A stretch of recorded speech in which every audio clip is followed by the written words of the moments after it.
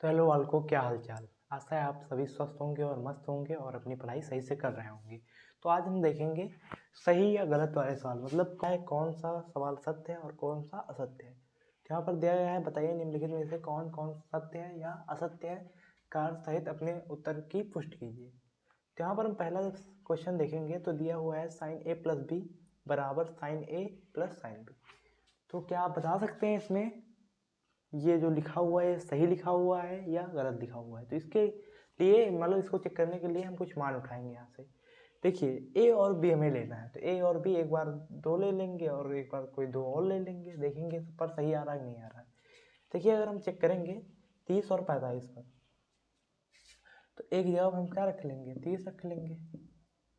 30 45 नहीं, 90 मान लो, 30 ले लीजिए और 45 ले लीजिए, दूसरा 60 ले लीजिए, प्लस 60 ले लेंगे। तो हम और साइन 30 इधर प्लस साइन भी गया 60। तो यहाँ पर देखेंगे साइन 30 प्लस 60 होगा 90, और 90 का मान कितना होगा, 90 का मान हमारे पास एक आएगा। लेकिन इधर देखिए 1/2 आएगा और प्लस इधर √3/2 आएगा। जब इसको देखेंगे तो इधर तो एक प्राप्त होगा, लेकिन इधर हमें हर बराबर है, एक बार लिख लेंगे 1 + √3। तो देखिए ये तो आपस में बराबर नहीं है, इसका मतलब ये जो लिखा हुआ है ये क्या है, असत्य, सत्य नहीं है। ये क्या है, सत्य नहीं है। चलिए अगला देखते हैं। कह रहा है कि थीटा के मान में वृद्धि होने पर साइन थीटा के मान में भी वृद्धि होती है। मतलब जब साइन का जो कोण होता है वो बढ़ता है, जैसे देखिए 0 30 45 60 यहाँ पर 90 है, जब बढ़ता है तो क्या उसके मान में भी वृद्धि होती है। तो देखिए जैसे जैसे साइन में 0 अंश 30 अंश 45 अंश, वैसे वैसे ही पहले 0 था, फिर आधा हुआ, फिर आधे से थोड़ा ज़्यादा हुआ, फिर और ज़्यादा हुआ, आखिरी में 1। इसका मतलब जैसे जैसे थीटा के मान में वृद्धि हो रही है वैसे वैसे साइन थीटा के मान में भी वृद्धि हो रही है। इसका मतलब ये क्या है, सही है। लेकिन अगर इसमें देखिए थीटा के मान पे वृद्धि होने पर कॉस थीटा के मान में भी वृद्धि होती है। चलिए अब देखते हैं कॉस थीटा में। तो कॉस थीटा में जब आप देखेंगे तो जब 0 अंश था तब 1 है मान, लेकिन जैसे ही 0 अंश से ज़्यादा हुआ, थीटा बढ़ा, तो कॉस थीटा थोड़ा कम हो गया, उसके बाद और कम हो गया, धीरे धीरे 0। इसका मतलब थीटा के मान में वृद्धि होने पर कॉस थीटा के मान में वृद्धि नहीं होती, क्या होती है, कमी आती है, वृद्धि तो होती नहीं है। इसे आप देख भी सकते हैं, देखिए 0 पर 1 है और फिर 30 पर थीटा का मान बढ़ रहा है, 30 45 60 90, लेकिन यहाँ पर देखिए धीरे धीरे कम होते होते 0 पहुँच गया है। इसका मतलब ये बात गलत कही गई है। और लिखा है थीटा के सभी मानों पर साइन थीटा बराबर कॉस थीटा होता है। तो आप यहाँ देखेंगे कि थीटा के प्रत्येक मानों पर साइन थीटा और कॉस थीटा नहीं होता। देखिए साइन थीटा 0 अंश पर 0 है, लेकिन कॉस थीटा 1 है। केवल 45 अंश पर ही ऐसा होता है जब साइन थीटा और कॉस थीटा बराबर होते हैं। लेकिन वो केवल 45 अंश नहीं कह रहा, वो कह रहा सभी मानों पर। इसका मतलब ये बात गलत है। यहाँ क्या लिखेंगे, असत्य है यह बात, है ना। देखिए a बराबर 0 अंश पर कॉट a परिभाषित नहीं है, इसका मतलब अपरिभाषित है, अनंत है। तो अगर आप देखेंगे यहाँ पर तो कॉस 0 a बराबर 0 की बात कर रहा है ना, तो कॉस 0 अंश पर, कॉस 0 अंश पर अगर आप देखेंगे तो क्या है, कॉस कॉट 0 सच में अपरिभाषित है, परिभाषित नहीं है। इसका मतलब ये बात क्या है, सत्य कही गई है। आशा है आपको ये क्वेश्चन समझ में आए होंगे। चलिए देखते हैं 8.3। तो हम सीखेंगे त्रिकोण में सर्वसंख्याओं को सिद्ध करना। तो देखिए कैसे। सबसे पहले सर्वसंख्या हमारे पास दी गई है कि साइन स्क्वायर ए प्लस कॉस स्क्वायर ए बराबर 1 होता है। तो इसको सिद्ध करना है हमें। तो पहले एक बात हमेशा याद रखना है आपको कि ये तभी एक होती है जब इसके जो कोण होते हैं वो बराबर हो, मतलब साइन का जितना कोण हो उतना कॉस का भी कोण होना चाहिए, ठीक है। तो देखिए हम यहाँ पर एक समकोण त्रिभुज की सहायता लेंगे, इसका नाम दे दिया है हमने ABC, और कोण इसका भी समकोण है। तो यहाँ पर त्रिभुज ABC में हम कह सकते हैं, ABC में पाइथागोरस प्रमेय से, पाइथागोरस प्रमेय से क्या कह सकते हैं कि जो सबसे बड़ी भुजा होती है जिसे कर्ण कहते हैं, उसका वर्ग अन्य दो भुजाओं के वर्ग के बराबर होगा। तो हम कह सकते हैं जो आधार का वर्ग है और प्लस लंब का वर्ग है वो बराबर होगा कर्ण के वर्ग के। ये तो है पाइथागोरस प्रमेय। तो यहाँ पर देखिए आधार कितना दिया हुआ है, आधार मान लेते हैं ए बी है और लंब बी सी है। कब? जब कोण ए हमने माना है, कोण ए, तो ये लंब होगी ना, बी सी है प्लस कण ए सी है। तो अगर हम समीकरण में, पूरे समीकरण में ए सी स्क्वायर से भाग दे दें दोनों पक्षों में, दोनों पक्षों में ए सी स्क्वायर से भाग देने पर, अब आप पूछेंगे ए सी स्क्वायर से ही क्यों भाग दे रहे हैं, तो मैं आपको यहाँ बताना चाहूँगा कि हमें साइन और कॉस करना है। तो साइन और कॉस के बेटे में सदैव क्या आता है?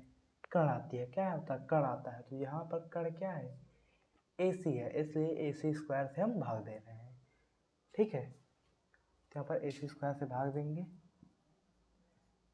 तो ए बी बटे ए सी स्क्वायर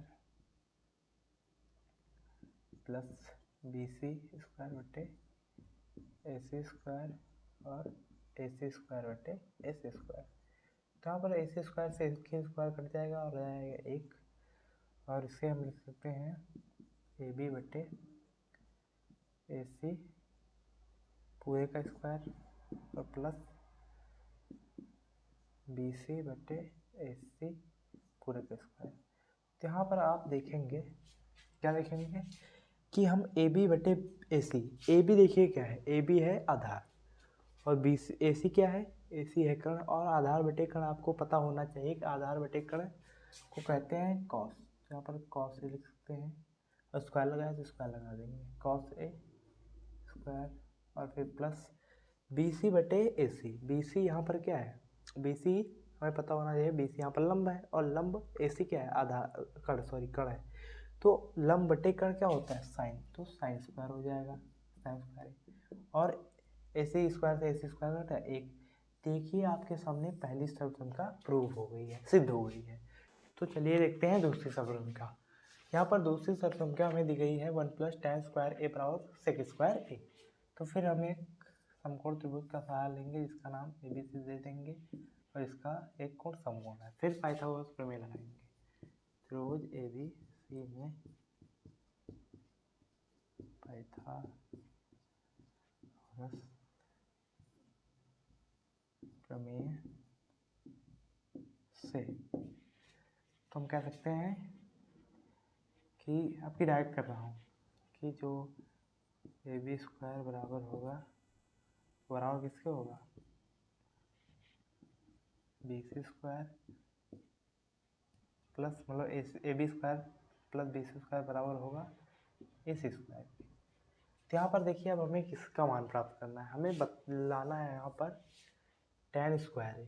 तो tan तब आता है जब यहाँ पर हम आधार से भाग दें। किससे भाग दें? आधार से, क्योंकि ऊपर लंब होता है। देखिए यहाँ पर हमें लंब मिल गया और आधार से भाग दे देंगे तो tan आ जाएगा। इसलिए यहाँ पर हम आधार क्या है? ए बी, और स्क्वायर लगाए तो ए बी स्क्वायर से भाग देंगे। तो ए बी स्क्वायर से भाग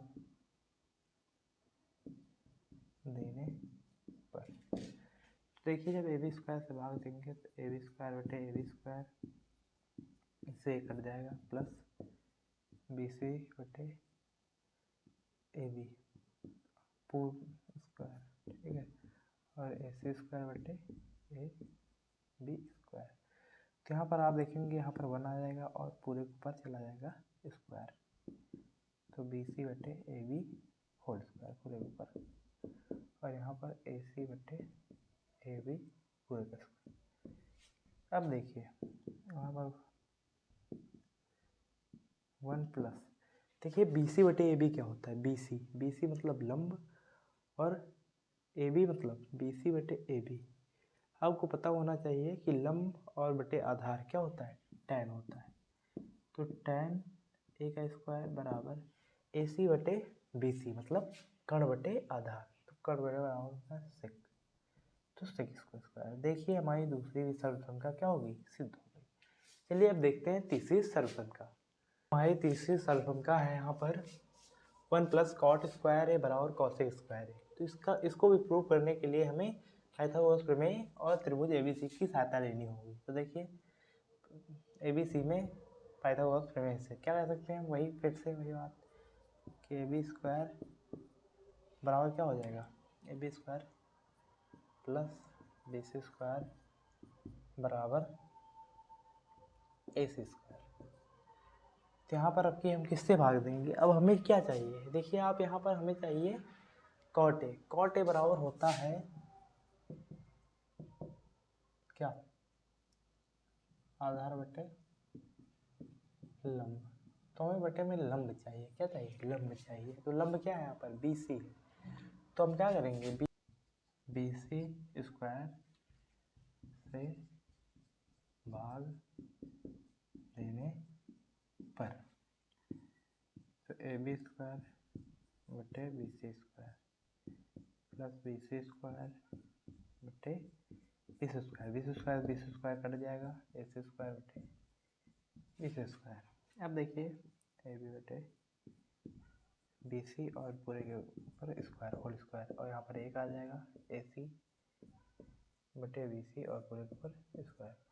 तो आप यहाँ देखिए कि ए बी बटे बी सी है, मतलब ए बी मतलब आधार और बी सी मतलब लंब।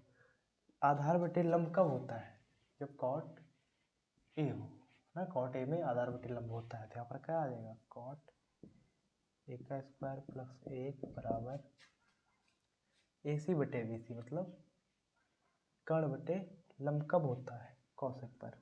तो कौशिक स्क्वायर लगाए, तो हमारी तीसरी सर्वसमता भी आसानी से सिद्ध हो गई।